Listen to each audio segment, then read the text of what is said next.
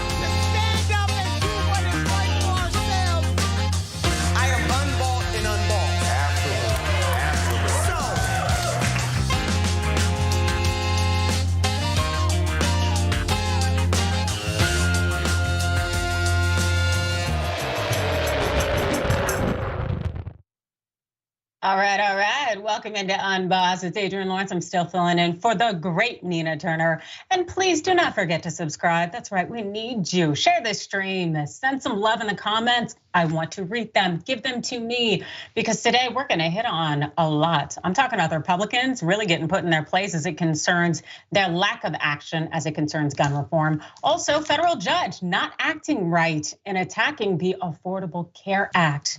Also, later in the show, we're gonna reveal really how a certain government bill is nothing more than the Patriot Act on steroids. And I'm not gonna do it alone. Fortunately, I am joined by the incredibly knowledgeable and talented A.B. Burns Tucker. A.B., how you doing today? I'm well, how are you? I'm doing all right. I'm doing as best as can be on this Thursday, but I know that there's somebody who's not doing as great, and that would generally be Marjorie Taylor Greene, in part because she is in that find out part of her journey in terms of her anti-trans, anti-gun reform agenda. We need to talk about protecting our children the same way we protect our president, we protect our celebrities, we protect reclaiming this building. my time. Okay, I'll yield. Thank you, Mr. Chairman. You know, there are 6 people that are dead in that school, including 3 children, because you guys got rid of the assault weapons ban. Because you guys made it easy for people who don't deserve to have weapons, who are mentally incapable of having weapons of war, being able to buy those weapons and go into schools. I voted for SROs in my schools in Florida after Parkland. We have SROs on every school. Did the good guys with the guns stop 6 people from getting murdered? No, but you know what? AR-15s, you know seen what those bullets do to children? You know why you don't hunt with an AR-15 with a deer? Because there's nothing left. And there's nothing left of these kids when people go into school and murder them while they're trying to read. You guys are worried about banning books. Dead kids can't read. Oof, those are just straight facts. And by SROs, Congressman Jared Moskowitz meant school resource officers. Those are generally individuals who are armed and ready to defend the school. And the thing is that they're not enough, but of course, the gentlewoman from Georgia thinks that more guns and more individuals armed with guns is the answer, and I can surely tell you it's not. And all of this conversation comes in the wake of Monday's mass shooting in Nashville, where Marjorie Taylor Greene, in the response to it, well, she made her position very known as she tweeted this. In the wake of a transgender shooter targeting a Christian school and murdering kids, every American should know the threat of Antifa-driven trans terrorism. Twitter should not whitewash the incitement of politically motivated violence. Wow, you could really see all the conspiracy theories come into one, as far as I'm concerned. Absolutely doing everything, but actually making change. And the reaction to this horrific shooting in Nashville that left 6 dead, including 3 children, has Republicans in Congress, again, acting like their hands are tied behind their backs. But the thing is that Democrats are clearly not down for it, and they are showing that. At the helm, we have President Biden, who made clear that he is maxed out in terms of his powers, and he needs Congress to actually act on gun reform. He tweeted this. I again call on Congress to pass the assault weapons ban. It should not be a partisan issue. It's a common sense issue. There's a moral price to pay for inaction. Absolutely, and unfortunately, the price that is being paid is largely the NRA paying to be in the pockets of the Republicans as they refuse to act. But of course, rather than shift the blame to demonizing the trans community, well, 99% of all mass shooters, as we know, are cis men, but also we know that a lot of America is not a fan of doing nothing. Rather, the vast majority want to support smart gun reform, including background checks. Check out this poll here. As we can see, individuals want these restrictions placed on people because it's for the betterment of our society, and it makes the point clear that more needs to be done in terms of sensible gun reform. And you know who also made that point clear? Congressman Jamal Bowman, who had a few things to say to Republican representative, in particular, Thomas Massey. Check this out. And they go to the Senate, ask the same questions. They're cowards. They're all cowards. They won't do anything to save the lives of our children at all. Cowards. them to respond to the question, why the hell won't you do anything to save America's children? And let them explain that all the way up until election day on 2024. Let them explain it all the way up to election day on 2024. Here, I'm talking about gun violence. You know, there's never been. I'm talking about gun violence. In a school that allows teachers to carry. Oh my God. Carry guns? You think more guns lead to more death? More guns lead to more death. Look at the data. You're not looking at any data. You're carrying the water for the gun lobby. Look at the data. More guns lead to more deaths. States that have open carry laws have more death. In every school States that have open carry laws have more death. Are you listening to what I'm saying? Calm down. Children are dying. 9-year-old children. The solution is not arming teachers. Have you ever worked in a school? Have you ever worked in a school? Have you ever worked in a school? Have you ever worked in a school? It's a yes or no question. Clearly, Republican Thomas Massey ain't never worked in a school, but he got schooled that day. That's right, because Bowman had taught in the Bronx. He also founded a public middle school there where he was a principal for decades. He gives a damn about the kids and the fact that they're dying because the Republicans want to keep getting their coins from the NRA. 6 lives are on the table now, including 7 of the shooter. And we have the picture of those 6 lives that were innocent here. And those are the individuals who Bowman were speaking out for in that moment. And that's what he feels, and rightly so. So many of us across the nation, including myself, have felt it. We simply want meaningful change. I don't think I'm asking for too much. I don't think Bowman's asking for too much. And I don't think America's asking for too much. AB, what am I missing here? I'm not sure what you're missing, to be quite honest with you. I guess at this point, it's if everyone's hands is tied, then who does the responsibility of fixing this issue fall on? Because that's all we continue to hear is that we can't do more. We can't do more to fix it. We can't do more to protect children. We don't want to give up our gun rights. So whose job is it to make sure that we are protecting the very population of people that we say that we love and we want to make sure that they're good to go, right? I think to go to Marjorie Taylor's point, it's getting, I'm fed up because at this point you feed so much false information. Like you take apples and call them oranges. When you talk about how we're protecting the president and how we protect celebrities and stuff like that, you're really gaslighting because the people who are in charge of protecting those people, not only are they screened to make sure that they are qualified to protect these people, but they are also trained on using whatever weapons that they use for protection. So let's start there.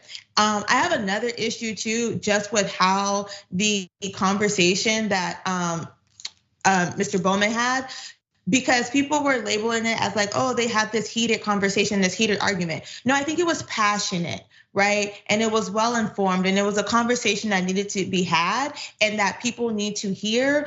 Like citizens, American citizens hearing our representatives and our congressional leaders advocating and saying out loud, we need this type of change and it needs to happen now. In addition to that, like let's be clear about this is a Black man, and Black people, when we get passionate and we feel about something, we get loud, right? And we get animated about what we say, but it's so that you feel the emotion and the intensity of the situation that we are faced with. Watching children, defenseless children, lose their lives because some selfish individuals want to keep guns on the streets that don't need to be on the streets is terrible. And you should feel that passion. And I think more congressional leaders should be just as passionate about arguing to change legislation as we just saw from Bowman. Well, I can definitely tell you what I would like to see is action. Whether people are screaming from the rafters or whether they are quietly drafting amendments, my God, just do something.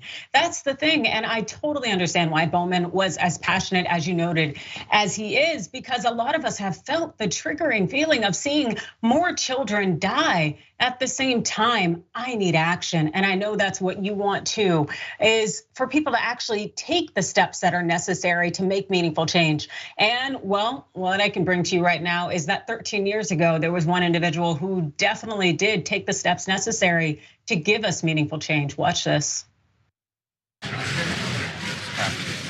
We are done. Yeah, that's right. The applause was so worthy right there. That was President Barack Obama, who was signing the Affordable Care Act into law, something that our nation needed desperately. And to be honest, we need far more. And of course, 13 years and a week later, well, there's a federal judge in Texas that today decided to hack away at the Affordable Care Act.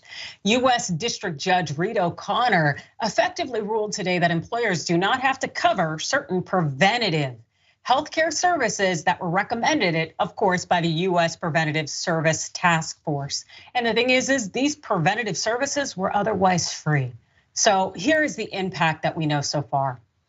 Among the preventative services affected by O'Connor's order are screenings for breast cancer, colorectal cancer, cervical cancer, and lung cancer, diabetes screenings, various screenings and interventions for pregnant people set in use to prevent cardiovascular disease, vision screening for children, and more. Now, the ruling has implications for more than 150 million Americans on employer-sponsored health plans and could put millions on the hook for financially for certain screenings, immunizations, and other high-value services recommended by the US Preventative Services Task Force. And the thing is that even just looking at one microcosm of the illnesses that the Preventative Services Task Force had deemed were so important that we needed to do preventative service for that in terms of looking at cancer, well, we can see that the data from 2022 alone show that it's incredibly significant to have the preventative aspect there. Look at this chart here. And I'll show you from the graph how incredibly important it is to look at what the ratio there of cancer deaths versus new cancer cases. The fact is that people die because they don't have the knowledge, they don't figure out and find out that they are suffering from a disease, disability, some kind of illness that they could have been screened by, which is why the preventative task force there was telling employers that this needs to be provided for free. And so cutting up the ACA appears to really be an ongoing mission of Judge O'Connor. Bear this in mind. He is a George W. Bush appointee. And if you recall back in 2018, well, he tried to invalidate the entire ACA. This man is hunting for it. He called it unconstitutional, but then the US Supreme Court came back and disagreed. So given O'Connor's ruling today, what will the nationwide impact look like and what comes next? Well, this per Forbes. The Biden administration is expected to appeal O'Connor's ruling, which means there's still the possibility of a higher court could overturn it. Insurance coverage contracts generally run through the end of the year, making any changes to insurance policies and what services they cover unlikely before 2024. That means if the case is reversed when it's appealed, there ultimately could be little impact on Americans' coverage, though it still remains to be seen how higher courts, including potentially the US Supreme Court, will respond in this case. Yeah, because we have a totally different court makeup than we did in 2018, as we now have a very conservative leaning court that of course loves to suckle at the teat of capitalism.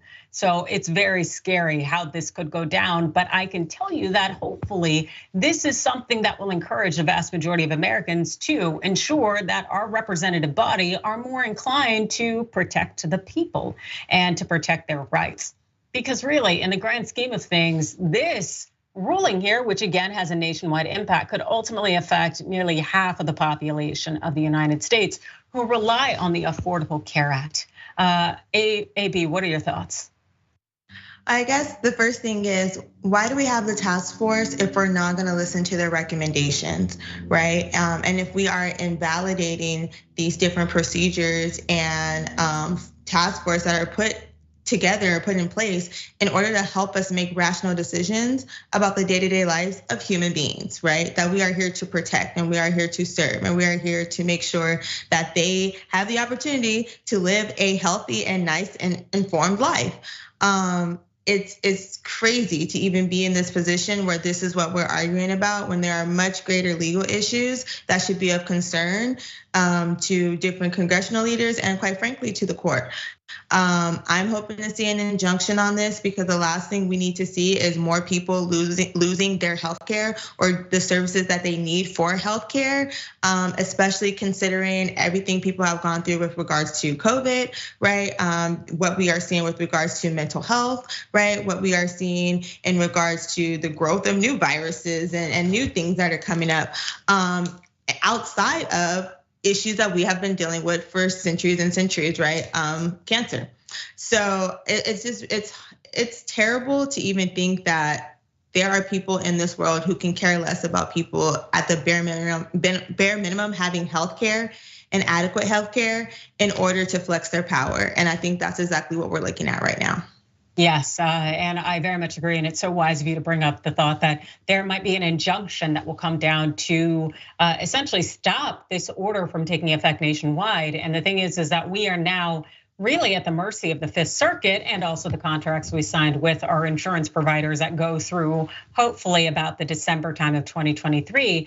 But still, this is not something we want, nor is it something that the remainder of the United States wants to be held to. This is us being held hostage by this man's agenda to tear down the Affordable Care Act, when so many of us are already held hostage by our employers by virtue of the fact that our health insurance is tethered to our employment. And so given that so many people right now are in bad situations because enough isn't covered by health insurance providers to take this away too in terms of preventative care, it can be a death sentence to so many. And it's disgusting in terms of why this judge would make this ruling. I very much respect the law. I think that so many things about the law are beautiful, but at the same time, I know how it can be manipulated. So before we go to break, AB, any closing thoughts on this issue? Yeah, I mean, we see where we're at, and I think this shows the importance of the judicial system, right? And the type of decisions that they get to make. And it also shows that how the Republican Party, for the most part, is utilizing the power of our judicial system to get the things that they want passed, and quite frankly, to make more public what their message is. And I think we need to be very aware of that and watch what's going on. And we need to be, at this point, need to be just as aggressive in the courts as those who feel like it's okay to take services and rights away from human beings. Absolutely. And we need to bear that in mind in terms of ensuring each and every individual is protected. We all pay into this system, we give our taxes.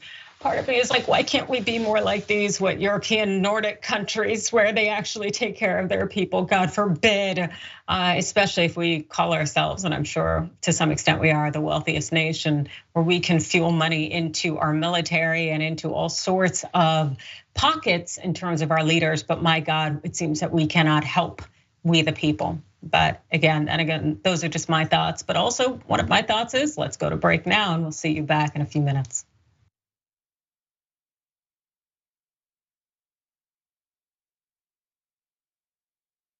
Welcome to Indisputable. I'm your host, Dr. Rashad Richard. We got a lot happening today. But what do we do on this show? We tell the truth. You know why we tell the truth? Because the truth is simply indisputable. Rashad, great to be here. Congratulations on the new show. And I gotta let everybody know that Rashad and I go way back. Here's the pattern that we see in all of these Karen stories. They think they own stuff they do not own. Now, where does that come from? I don't know, maybe slavery. Maybe they think they should still own black people. This is what happens when Karens weaponize the police.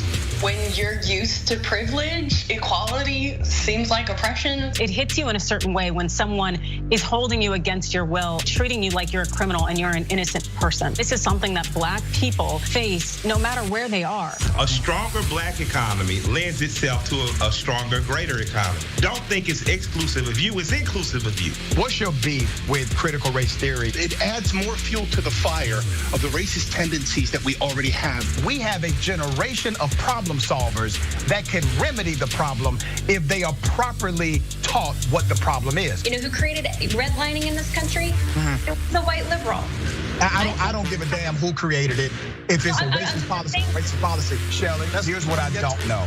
I don't know. See, there you go filibustering, brother. You're scared of this truth, but you're gonna get it though.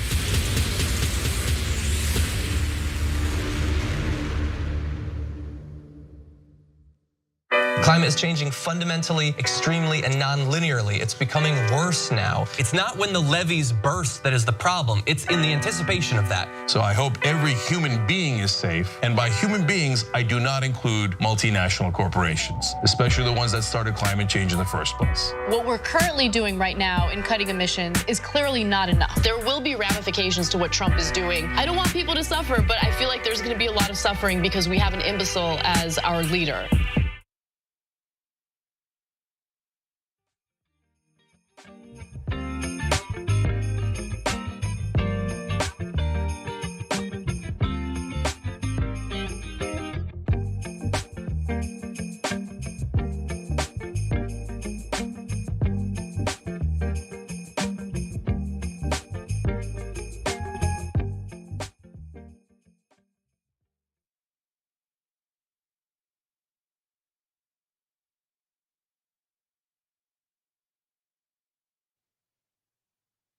Welcome back to Unbossed. It's Adrienne Lawrence filling in for the incredible Nina Turner, who should, I think, be back quite soon.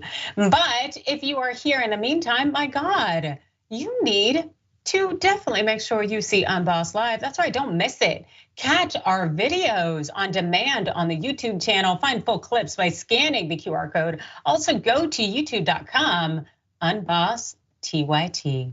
Yes, and also hit it up on Linear. You can watch your favorite TYT shows on Pluto TV, Samsung TV Plus, Roku, YouTube TV, again, amazing, and more. Just search TYT or the Young Turks, and remember to add your favorite channel to your favorites, of course. Also, after this, the watch list is where it's at. J.R. Jackson sharing his take on the stories. Should you be paying attention to news, politics, culture, current events, sports? You need to get this in your system. That's right. Subscribe to the watch list and watch live daily, 5 Eastern, 2 Pacific, youtube.com/watchlistTYT. And also, of course, we got a podcast. That's right. Unbossed Live. You can watch full episodes of your podcast, or well, I should actually say listen. But if you listen to Unbossed on Apple Podcasts, that's a good thing, or wherever your podcasts are found. If it's Spotify, God help you, go get it. Also, hit that rating of the show, 5 stars. I can dig it, you can dig it. And something else I dig is the TYT members at TYT.com, especially Wolf Dragon Donna says, good to see you both. It's good to see you too, even though I can't see you, but I love it. It says, good God, we need to get rid of Marjorie Taylor Greene and more of Jamal Bowman. I could not agree with you more. It would be delightful if that happened. My God, the people of Georgia and her district, what y'all thinking? I know I'm thinking I love Twitch, and G Skillet says, we got an awesome panel today for terrible news. Woo, yep, we do the best we can. And I'm very grateful to have you around. I'm also grateful to have the YouTube Snapchat or Super Chat, excuse me, going on. Henry says, Adrienne and AB, whoop, whoop. That's right. And Scorpio, legal queen duo. That's right. And Phoenix Dragon, MTG, money taker grift. That's an acronym that is so fitting. There's also another thing that is fitting, and that's the Republicans and the Democrats who are really getting into something that I think a lot of Americans have no idea about, but we will uncover it. Watch this. This is not a First Amendment issue because we're not trying to ban booty videos. I don't know if there's a better term for it, but that's not what we're trying to ban. This is not about the content of the videos that are online. It is about the dangers to the national security that are presented by the way that this company functions. Oh, that was Senator Marco Rubio, and that was his propaganda. Really pushing the Restrict Act, and believe me, it ain't about booty videos one way you think of it or another, even though we know Mark Rubio is always thirsty. But anyway, well, the bill out there is often known as the TikTok ban bill, but really it's the Restrict Act. And so it's so much more than this whole fear of adversarial nations like China, Iran, Russia, fear of them accessing our data. No. As it turns out, well, the bill is really the Patriot Act on steroids, such that it's bringing the right and the left together, which we'll get to more of. But for now, when we talk about the data privacy threat that this bill presents, well, Vice has some insight for us on the Restrict Act's insanely broad language. The bill could have implications not just for social networks, but potentially security tools such as virtual private networks that consumers use to encrypt and route their traffic, better known as VPNs. Although the intention of the bill is to target apps or services that pose a threat to national security, critics worry it may have much wider implications for the First Amendment. Under the Restrict Act, the Department of Commerce would identify information and communications technology products that a foreign adversary has any interest in or poses an unacceptable risk to national security, the announcement reads. The bill only applies to technology linked to a foreign adversary. Those countries include China, as well as Hong Kong, Cuba, Iran, North Korea, Russia, and Venezuela. But the language is written such that it is so incredibly broad that it gives the government considerable leeway. Yeah, that's right. The government has a lot of power under the bill to pick and choose whether it wants to access our data and whether it considers maybe that a country would have an interest in it, or maybe that it presents a national security risk. Yeah, that's right. Well, a research scholar at Stanford Internet Observatory, that's Rihanna Farworkin, blasted the proposed bill that would enable the government to get to our data as it sees fit. This is what she said. This bill certainly is troubling in that it would grant a great amount of power to the executive branch that should be unsettling in any context. Recent examples around the world, from Israel to China, are showing us the risks that arise from upsetting checks and balances to favor executive power. Absolutely. And when you think about it, when it comes to whether if you decide to use a VPN and maybe you access any kind of data or information or website or an app that for some reason, some country that the US doesn't necessarily have great ties to, that they may have an interest in, well, what would be the penalties here? Let's talk about them.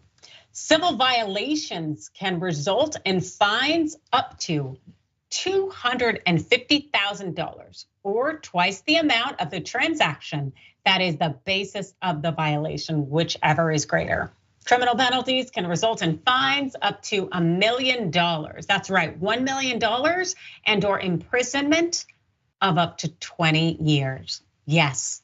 So basically the government has absolute authority and discretion to decide whether something you're accessing maybe infringes on its relationship with another country. And for some reason, they don't like that and they feel that you are violating their rights or their whatever they want to call this Restrict Act. And it's not so much clearly about what not accessing TikTok, but it'll end up with fines up to $1 million or imprisonment up to 20 years. That really sounds like a lot, and it sounds like a lot of power, and it sounds like it's something incredibly problematic. AB, am I reading this wrong? No, it sounds like something they didn't think all the way through before they put it on paper and decided to try to push it out to the American people. But what do we expect? Because they've been getting away with this for so long. The reality is, unfortunately, I don't personally have an issue with China. They're not adversary to me. I don't know nothing about Iran, so I don't have any adversary with that. So I'm not sure how this has anything to do with me, quite frankly. If you are concerned about our national security, then explain to us what aspects of our national security you are concerned about. What intelligence do they have access to that you are concerned about? And in addition to that, if we are concerned about how the app is using our national intelligence, then why are we also simultaneously interested in a buy-in for the company? So I'm confused as to what fight we are on this, and then trying to put forth legislation to push an agenda and push a hand at this. I'm at a loss at this point. Yeah, no, it is something that it definitely makes you wonder what is going on. And the thing is that we kind of know that this was something that was a bipartisan push, yet at the same time, it's really kind of a matter of the fact that it's far-reaching. Again, Patriot Act on steroids. The restriction is so precarious that even Fox News called out a co-signer of this bill, which is Senator Lindsey Graham. Watch this. You don't support this because you were named as one of the supporters, because this is garbage. Well, is this the one with John? There's two bills out there. One allows a review of businesses that are connected to China, give the secretary the ability to protect their data. Is that the Restrict Act? We got S686 right here, March 7th. And we got a bunch of Republicans supporting it because this thing is crazy town. You don't want the government looking into your private phone. No, I don't. If they have a hunch you're colluding with the Russians, we remember how that turned out. That's right. Yeah, no, well, the Constitution trumps a statute. So let me come back and, give you a better explanation. Yes. Oh, if we could come back and give a better explanation, it might be one in which it's clearly an admission that the government wants to figure out a loophole so that it can access all of our data. Yeah. So this issue is uniting members of the GOP and Democrats, it seems. Peep this headline here. Republican Senator Rand Paul blocks bid to ban Chinese-owned TikTok. Yeah, that seems to be quite very much the issue. And I'm glad that at least someone on the right is saying something, because I can damn assure you that someone on the left is too. Representative Alexandria Ocasio-Cortez appropriately expressed her rejection of the Restrict Act. Take a look here. Everyone, this is Rep AOC, Alexandria Ocasio-Cortez, and this is my first TikTok. Now, this is not only my first TikTok, but it is a TikTok about TikTok. Now, this week, the CEO of TikTok came and testified before Congress as there is growing rumblings and discussion over a nationwide ban on the app. Do I believe TikTok should be banned? No. We are a government by the people and for the people. And if we want to make a decision as significant as banning TikTok, and we believe, or someone believes, that there's really important information that the public deserves to know about why such a decision would be justified, that information should be shared with the public as well. Absolutely. AOC is not incorrect in any way whatsoever. Banning TikTok will not help. Rather, Congress really needs to pass privacy data laws. That's incredibly important, and stop trying to get into our tech. Stop trying to look at that. This is the Fourth Amendment issues that what the founding fathers never considered. And so there is nothing necessarily on the books in terms of the Constitution, in terms of how deep they can dive. Oh, there's so much going on here, but really let's look to the New York Times in terms of what they are saying needs to happen. So while Congress has been up in arms about TikTok, it has failed to pass even the most basic comprehensive privacy legislation to protect our data from being misused by all the tech companies that collect and mine it. Congress has also failed to follow the lead of Europe with its recent push to force platforms to be more accountable for the disinformation that they spread. Oh, there's just so much there. The reality is that they're not doing enough, but of course, why would our legislature do a lot, especially considering that even though it's we the people that pay their paychecks, it's really we the company that fill their coffers. AB.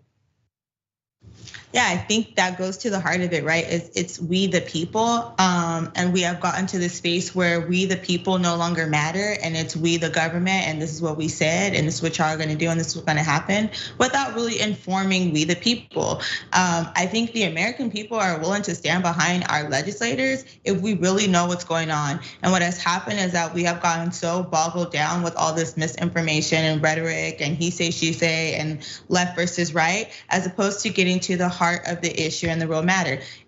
Our privacy data is a real serious issue in this country in general, across the board when it comes to big tech. And I don't think that's anything that anyone will question, but we have given this permission to these tech companies to do what they want to do with our data for the opportunity to use their platforms, right? And I think it's sad when we are almost being exploited for having community. So many people have found community on TikTok in particular. And it's just unfortunate to really manipulate them by scaring them into believing that particular data that can be used for God knows what is at risk. And that the government is trying to take this away from us for that reason. In addition to, I know you mentioned the Fourth Amendment, now we're getting the First Amendment too, which I think is people don't understand how broad the First Amendment really is, but also how restrictive it is. And we need to start paying attention to that. And so I think this is the time when we get back to the drawing table. But I'm really interested in us getting to a space where we actually start talking to the American people about what the American people want. And then in addition, start being a little more honest with the American people about what change and what progression and what maybe protecting us actually looks like. I salute Rand Paul for standing up and saying we're not doing this, but that's all he's gonna get from me today. Yeah, and that's really all he deserves as far as I'm concerned. Because, it's like we expect these leaders to be out here doing something for us, to lead in some way, but unfortunately they're not doing anything but trying to be legends at the bank. But there is somebody who's out there doing something, and that would be the leadership in Idaho, even though it's not something we like for them to be doing. But because Idaho is about to be the first state to really restrict interstate travel for abortion. That's right, there's a bill that would create a whole new crime dubbed abortion trafficking. So Idaho, if you don't know, is already one of the most extreme abortion restricted states as far as the books go. And this law that they're proposing now would effectively, it would make it a crime to go across state lines if you need an abortion. Here's more on the bill. House Bill 242, which passed through the state house and is likely to move quickly through the Senate, seeks to limit minors' ability to travel for abortion care without parental consent. Now, the consequences, if caught, of abortion trafficking, they're pretty steep.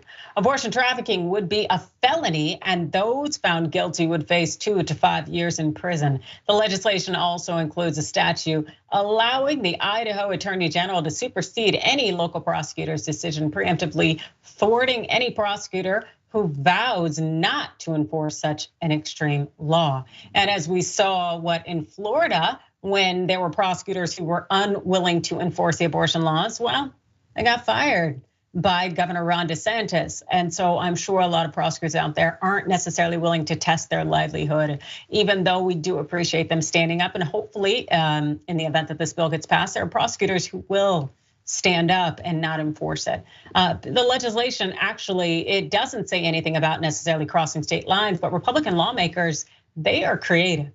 This is here what it says. Most pregnant people in Idaho are not traveling to obtain an abortion elsewhere in the state. Since nearly all abortions are illegal in Idaho, they're traveling to the border with the intent of crossing state lines like Lee and Washington, Oregon, or Montana to get an abortion there. The crime is the time that somehow is driving the minor in Idaho. Yeah, so when they pass this bill, or a bill like this, it really would have been brushed aside as political fodder and never become law. But we know this recently, that Idaho has been seen as really a Christian white nationalist insurgency of a place. And that's in recent years, helping to create a legislature that's quickly gone down the far right rabbit hole, including by introducing legislation that would bring back firing squad executions or make it a crime punishable by life in prison for a parent to get gender affirming care for their transgender child. Yeah, because that's kind of generally how it goes in terms of when we want to push this far right agenda. What we end up doing in actuality is trampling our rights, because this would definitely seem to violate what they call as the Dormant Commerce Clause. That's a thought that you cannot pass laws as one state that impairs another state's ability to make money, to generate commerce. And that's what would seem to be happening here. So you would like to think that hopefully the courts will end up dropping this law and saying it's unconstitutional, similar to the Stop Woke Act out there in Florida. But the thing is, the way these courts are structured, it may just trample on all of our constitutional rights. One thing that we do know is that abortion rights, they seem to be whittled away at by the day. Here's a current map of the states of abortion rights across the country. It's harrowing given what has happened since that Dobbs ruling that has been out there. The fact is that we are regressing as a nation to uplift this Christian cis het white male agenda that favors the 1%. And the thing is, the vast majority of us do not fit that profile, and thus this agenda does not serve us. And yet it still seems to be things that so many of us sign on to. And unfortunately, as a result of that, it means that we all suffer. AB. I mean, I guess this is why we need a separation between church and state, right? But we already have a prison system that is like overcapacity plus. So I guess I'm really questioning, like, is this the type of thing that we want to put people in prison for? That we want to use our already overwhelmed judicial criminal justice system for?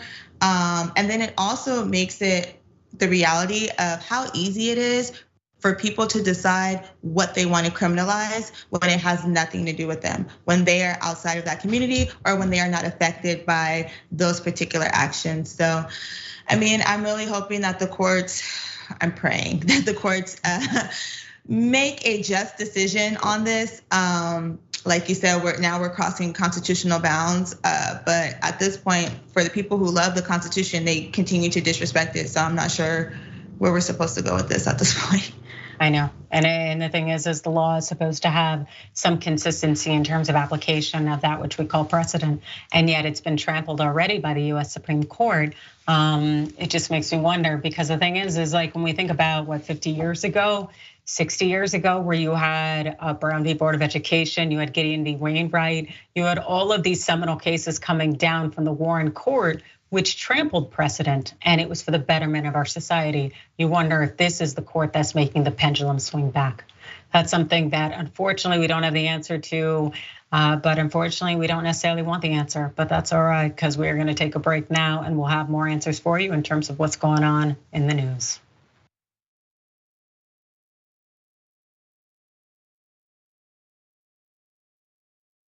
All right, well, the Young Turks special election day coverage dropping.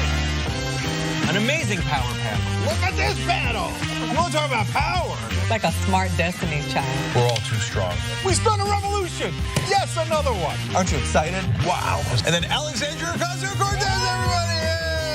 You know, this is where it started in a lot of ways. Why is he lying? Because these are acts that you can commit with impunity. Most of us are usually in boxer shorts underneath. I went with the pants today. This is the first ever power panel with Donald Trump as president.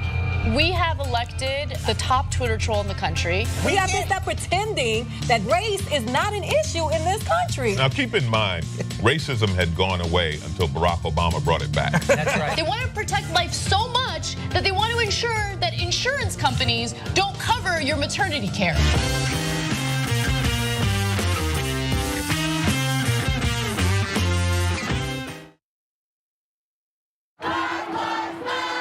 You don't see a lot of news coverage in the mainstream media of the peaceful Black Lives Matter protests that happened throughout the country. Black Americans are hurting. Minorities in this country are hurting.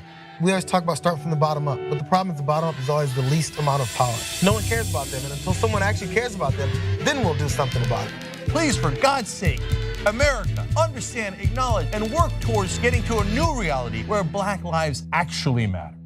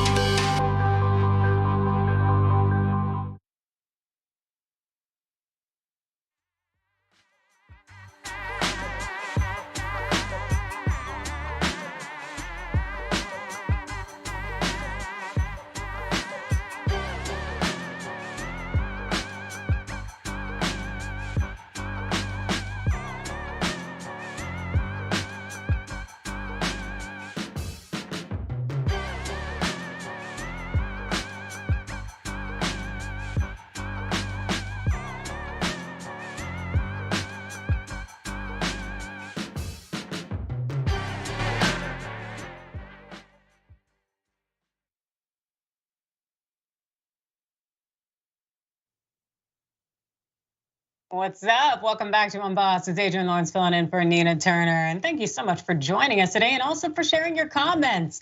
All of those out there on TYT.com that are members, which all of you should be, let me tell you. Well, OJam says it's important to point out how much Zuck and Facebook Meta have been working with the government to get apps like TikTok banned. This isn't just the US security state, it's also an online media monopolization win-win for them. I'm so glad he brought that up because you are absolutely right.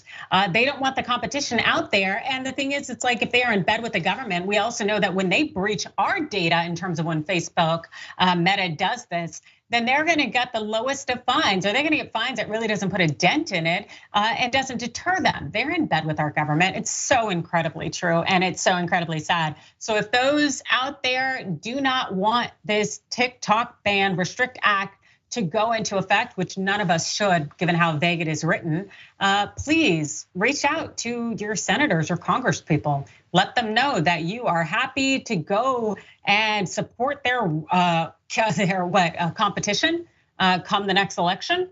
I think that is what needs to happen.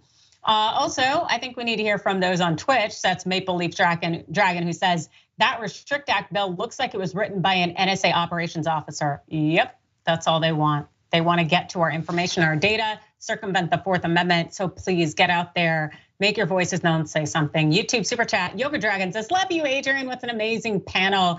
Love AB, absolutely, love you all. Thank you so much for joining us for this conversation, because as we wind down this last segment of the show, well, we know that something's been going on with a particular mouse. Yes, that's right, Disney. Disney happened to kick Ron DeSantis in his teeth. And if you watched my latest video on Overruled, you could say I might be here for it. He made the decision last year to go in a different direction with respect to how Disney is governed. And since the 1960s, they've enjoyed privileges unlike any company or individual in the state of Florida has ever enjoyed. Florida's governor just got one-upped by Disney. In the wake of the two clashing over the state's Don't Say Gay bill, the board Ron DeSantis handpicked to oversee Disney World just got stripped of its powers. Yeah, that's right, it did. And as you can see, I've got a kind of fierce scarf and jacket game. But let's go ahead and talk more about Disney and what they just did to let Ron DeSantis know who's boss there in Florida. Here's more on that story. The current supervisors of the Central Florida Tourism Oversight District said that at a meeting with their predecessors last month, signed a development agreement with the company that gave Disney maximum developmental power over the theme park resort's 27,000 acres in Central Florida. Under the terms of the agreement, the district is prohibited from using the name Disney or any symbols associated with the theme park resort without the company's permission, nor can it use the likeness of Mickey Mouse, other Disney characters, or other intellectual property in any manner. The company can sue for damages for any violations, and the agreement is in effect until perpetuity, according to the declaration. The new board members held their first meeting earlier this month and said they found out about the agreement after their appointments. And let me tell you, they were not happy. That's right, because basically what happened here is that there was a board that was running that area of which Disney World sits on in Florida. And they had enjoyed all the rights of being their own government since the 1960s up until Ron DeSantis took issue with how Disney responded with the Don't Say Gay bill or the Stop Woke Act. And he decided to nudge the legislature there in Florida to say, hey, we are going to take away those rights from you. And so that's what they did. But on the eve of legislature in Florida, they're making the decision. They went ahead and decided we're going to transfer the rights to another entity, and we're going to box out any new board that DeSantis appoints. So now those new board members, they do not have any powers, really. Brian Unks Jr., who is one of the new current board members who was appointed by DeSantis, well, he said this, we're gonna have to deal with it and correct it. It's a subversion of the will of the voters and the legislature and the government. It completely circumvents the authority of this board to govern. Yeah, he's pretty sad because Disney and its legal counsel decided to put the wheels in motion so that DeSantis doesn't get to win with all of his homophobia, anti-blackness, and craze. I appreciate it, Disney, even though I have my feelings about you, as you know. AB, your thoughts? I mean, Disney pulled like a reverse Uno, everybody at the table draw 4 at this point, and I am here for it. I mean, I love how, these board members are so upset because I think the Republican Party in Wisconsin did the same thing to their governor. So I guess y'all can have a conversation about that, because this is what happens when you don't do right. If you don't do right by the people, you get exposed like this. So I'm proud of Disney. I'm glad that they did it because I was a little concerned because it didn't seem like Disney was fighting back. But now we see they have something in their back pocket, and it looks like it's even more effective than drawing this out in the court. So. Exactly. I think that's in part because Bob Iger is back at the helm. And I know I've had my issues with Disney, but I respect Iger like nobody's business. And so I really do appreciate this move, because hopefully shutting down DeSantis and his 2024 GOP presidential bid will be something that let's hope Disney helps support. Something I definitely support is more equity in terms of people being able to afford things for basic household staples, because we know that we've seen over the last few months, well, the prices soared on very basic things such as eggs. Flour, bread, and milk surging by double digits in 2022. Chicken, coffee, and fruits and veggies shrinking shoppers' wallets too. It's eggs that are serving the biggest blow to budgets. The national average for a dozen more than doubling in cost from 2021.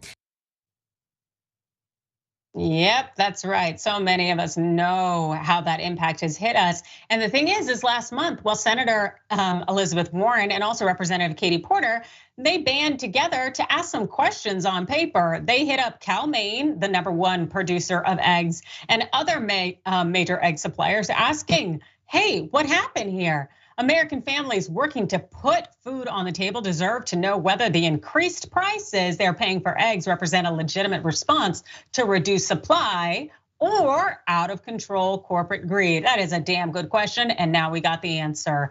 Well, this per CNN, it wasn't a matter of scarcity, by the way, it was greed. Cal-Maine Foods, the largest egg producer in the United States, reported revenue doubled and profit surged 718% last quarter because of sharply higher egg prices. The company, which controls about 20% of the US egg market, according to Reuters, said its average selling price for a dozen eggs in the quarter ending February 25th was $3.30, more than double the average of $1.61 a year earlier. Despite the higher prices, the total number of eggs it sold up 1%. So its overall revenue rose 109% to what is that, nearly $1 billion? I don't count well, but I know that's money. That doubling of revenue was nothing compared to its profits, however. Net income soared 323 mil from only 39 million a year ago. The jump in revenue and profit has been expected, but easily topped forecasts. Shares of Cal-Maine were up 4% of pre-market trading. Now, the former Secretary of Labor, Dr. Robert Wright, well, he spoke some truth to power on Twitter, saying it's not just eggs. Since 2020, the price of bread up 22%, flour 21%, butter 31%. Meanwhile, food giant Cargill saw its profit double to a record 6.7 billion. Follow the money and the story's clear. Food corporations are using inflation to cover up jacking up prices. You're damn right they are.